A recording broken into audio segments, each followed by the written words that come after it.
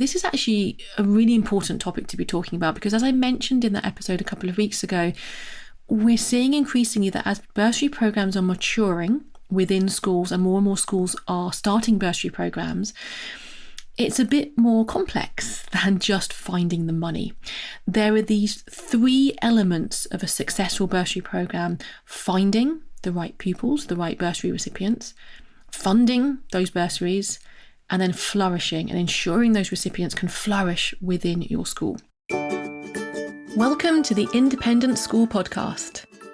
Thinking and acting strategically is the key to both securing the future of your school and helping to build a more equal and just world. My name's Juliette Corbett. I'm a consultant, speaker and facilitator specialising in helping independent schools. In this podcast, I translate tried and tested strategy and fundraising techniques into a language that works for schools. So if you're a senior leader in a private school and you want your daily work to feel less exhausting and more strategic, and if you want once more to feel the joy of making the world a better place through education, then you're in the right place. Welcome, and let's get started on this week's episode. Hello, and welcome to this week's episode where we're talking about gaining internal buy-in for your bursary program. So this connects from an episode I did a couple of weeks ago all about bursary programs, a whole school effort. And in that episode, I was talking about the importance of there being a really clear demarcation of remits between the various different departments that are involved in delivering successful bursary programs. And those would include marketing and admissions, finance, development, pastoral team, and more. This week, what I wanted to focus in on is how you can actually go about getting that internal buy-in from those other departments to enable your bursary program to really succeed and come into its own. And it's tricky because everyone in schools are so busy with their normal routine of work that the idea that you want to grow a bursary program, and you may be starting from scratch, you may have some in place, but you're increasing them over time. But it's possible that this is not necessarily the top thing on their priority lists for those other departments that you need to get involved in delivering this program. And so this week, what I'm going to think about is 4 different things that I think you would really benefit from thinking about as you navigate gaining this internal buy-in from other staff departments. The first one is educating senior leadership. Secondly, it's inspiring that internal buy-in rather than just asking for it. Thirdly, making sure that you're being really strategic about your collaboration. And then fourthly, the seamless journeys that you're trying to create for recipients and donors. So many people have told me that this podcast helps them, which is great because helping people is why I create these weekly episodes. And I also hear from lots of people who need a bit more support. For those schools, I facilitate strategy away days for governors and leadership teams. I guide heads and chairs of governors through the creation and implementation of new strategic plans. And I lead regular one-to-one strategy advice calls with heads and directors of development. And the best part of my job is hearing from the people I work with that they're clearer about what to prioritise day to day. They're better able to lead change in their schools, and they feel happier and more confident that they're making good strategic decisions. So anytime that you feel like you need a bit of extra help, just drop me a message so we can chat. You'll find my contact details at www.consultjuliette.co.uk. Okay, so this is actually a really important topic to be talking about because, as I mentioned in that episode a couple of weeks ago, we're seeing increasingly that as bursary programs are maturing within schools and more schools are starting bursary programs, it's a bit more complex than just finding the money. There are these 3 elements of a successful bursary program: finding the right pupils, the right bursary recipients, funding those bursaries, and then flourishing and ensuring those recipients can flourish within your school. And if you're going to do this strategically, this involves interdepartmental cooperation. This involves workflows which go beyond the silos of individual departments and ensures that people understand what their remit is, what their responsibilities are, and means that each person within those different departments that are all involved in delivering a bursary programme, alongside everything else that they're doing in their busy day-to-day work, are really, really clear about how it all fits together for those pupils. So the first thing I want to talk about is educating senior leadership. Do not assume that senior leaders within your school or governors know the best practice ways that we are developing within the sector around finding, funding and flourishing bursary programmes. This is not because they don't know what they're doing. They absolutely do know what they're doing, but this is an evolving set of best practice. This is us as a sector understanding by sharing experiences between us, between consultants and schools, between schools to each other, about the best practice ways that we are developing, delivering really impactful bursaries programmes. And because senior leaders and governors are always short of time and everyone's always short of resource, you'll need to be able to very briefly and succinctly educate them as to what is best practice. And firstly, that includes telling them or educating them to understand that the finding, the funding and the flourishing all need to be resourced appropriately. This isn't something that you can do if you don't have enough staff time. And there are other resources that you might need to fund as well, but a lot of this is staff time to ensure that this is working really well. They also need to be able to set clear remits and responsibilities, and that has to come from the senior leadership. So they need to be able to understand what a best practice set of remits might look like between departments and who is responsible for what. And I talked about that a little bit on that previous episode as well. And also from senior leadership needs to become setting some of the KPIs, the key performance indicators for each department. And that might be with a programme which is intentionally growing and maturing over time. That might be KPIs which build year on year so that you have a sense of a stepping stone towards a really successful mature programme within, say, 5 years, but that each step up each year is an achievable key performance indicator has been set for what people are trying to achieve within 1 year. So it's really important that senior leaders have that education to understand the different elements here about the best practice that's evolving. And there needs to be a real acknowledgement that time and resources is constrained within all schools. Therefore, we need to be strategic about what we're doing, and therefore this is what we're going to be doing in terms of setting clear remits, setting resourcing levels and KPIs to be really strategic about how you're going about this. So that's the first thing to think about, educating senior leadership around this.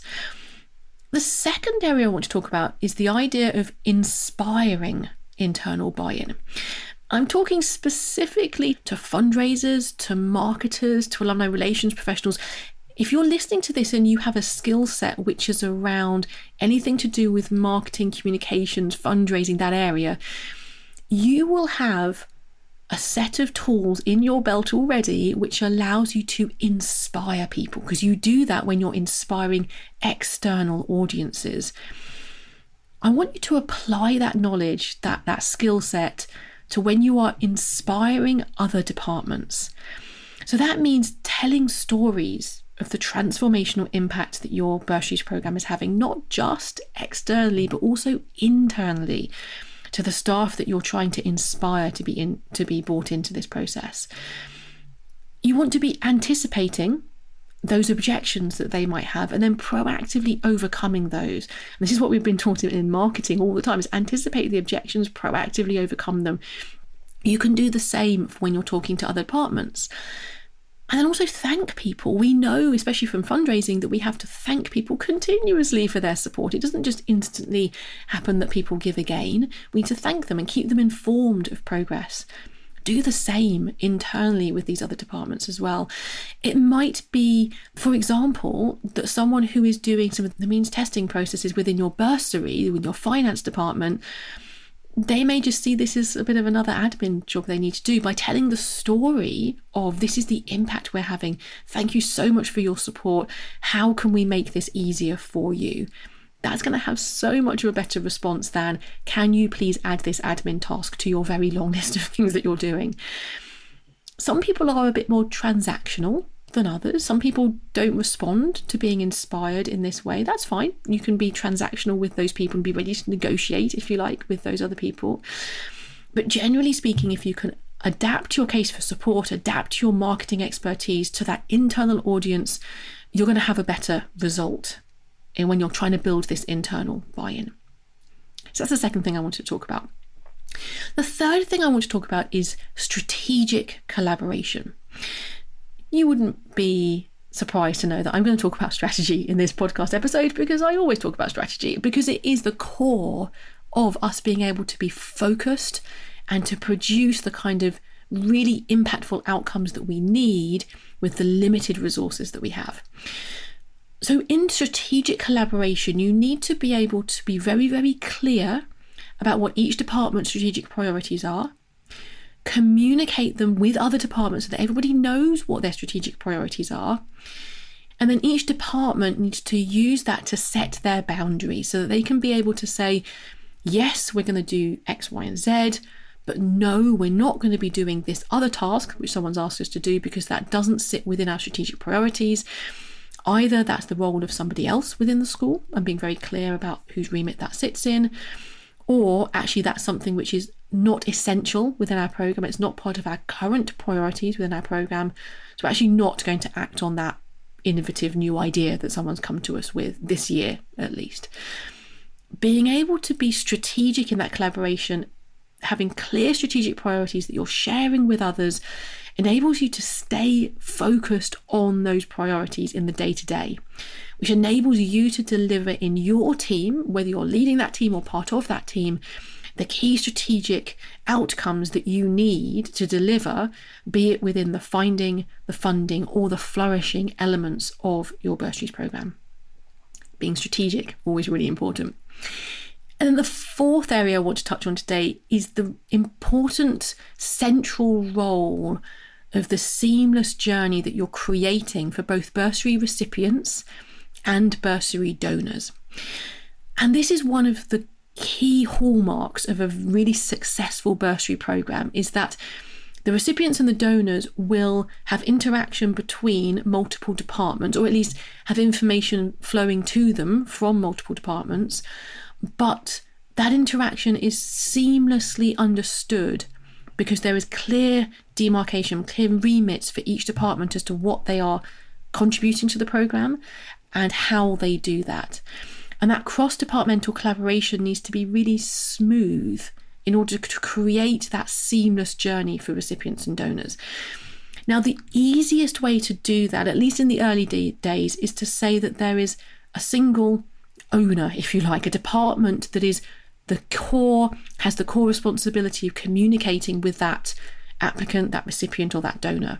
And then if you have to hand over that kind of ownership, I'm using inverted commas with my fingers, which obviously you can't see, but the ownership of that individual, that relationship to someone else in a different department, you do that really, really carefully. So, for example, you may have a rule that communication with all donors goes through the development office. So they own those relationships, even when the information which is being passed to those donors may have originated from, let's say, the pastoral team, because it's an anonymous update on how a bursary pupil is doing, or a cohort of bursary pupils are doing, which is then communicated via the development office to the donor as an impact report each year. The ownership of that donor relationship sits within the development office. Similarly, it might be that the owner of the applicants is within the admissions team, and then the owner of the recipients of bursaries, so the current pupils, is within the pastoral team. I'm continually using these inverted commas because owner isn't a nicer way of talking about somebody, but the relationship needs to have a core individual or core team that has the remit to have the oversight of that relationship. And a successful bursary programme enables these seamless journeys because behind the scenes there is that smooth cross-departmental collaboration, data sharing and so on, which enables those journeys to feel really seamless from the outside. So in conclusion, hopefully this has been helpful. I know I spoke a couple of weeks ago about the importance of multiple departments working together, pulling down those silos and working together to deliver really effective and mature bursary programmes.